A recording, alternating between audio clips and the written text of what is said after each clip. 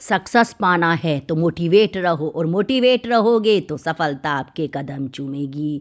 आपसे कहा जाए कि आप 10 मिनट चुप रहें तो आप 10 मिनट भी चुप नहीं रह सकते, क्योंकि बोलना इंसान की प्राकृतिक प्रवृत्ति है, वो बिना बोले नहीं रह सकता। लेकिन क्या आप जानते हैं कि कोई 30 साल तक कैसे मौन रह सकता है? लेकिन जब अंदर से शक्ति आती है और मोटिवेशन आता है तो वो रह सकता है। और ये है माता जी सरस्वती देवी, जो झारखंड से हैं, और ये अयोध्या जाया करती थी। जब वो अयोध्या जाती थी तो वो वहाँ से आके शांत शांत रहा करती थी। फिर उन्होंने देखा कि ये तो मतलब काफ़ी विवादित मतलब ढांचे के रूप में एक बहुत बड़ा बन गया है और ये मंदिर नहीं बन पा रहा है, तो वो ये चाहती थी कि रामलला आए अयोध्या में और उनकी प्राण प्रतिष्ठा हो। उनका अंदर से ये बहुत था और वो बहुत राम भक्त थी। तो उनका मन में ये था कि मैं जब तक मौन व्रत नहीं तोड़ूंगी, जब तक रामलला नहीं आएंगे अयोध्या में।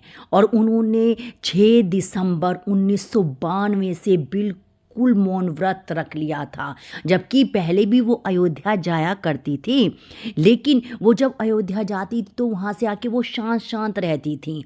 लेकिन 6 दिसंबर 1992 से तो उन्होंने बिल्कुल परिपूर्ण तरीके से मौन व्रत रख लिया था।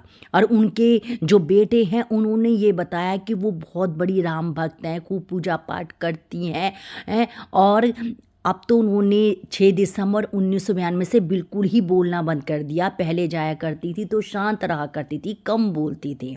लेकिन अब तो बिल्कुल 1992 से 6 दिसंबर से बिल्कुल बोलना बंद कर दिया है। और उनको अब अयोध्या से, जैसे 22 जनवरी आ रही है तो 22 जनवरी को रामलला जी की प्राण प्रतिष्ठा है, तो उनको बुलाया गया है वहाँ।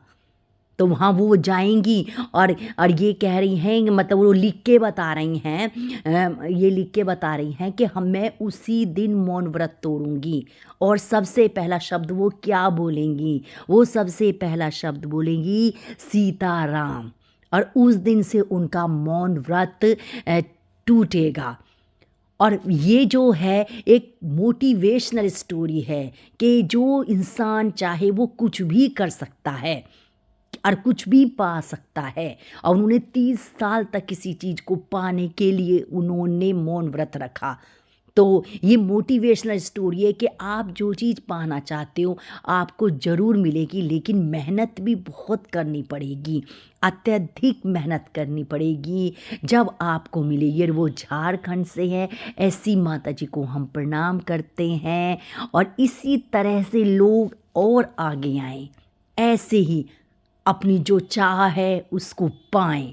और मैं आपको इस तरह से ही प्यारी प्यारी वीडियो लाती रहूँगी।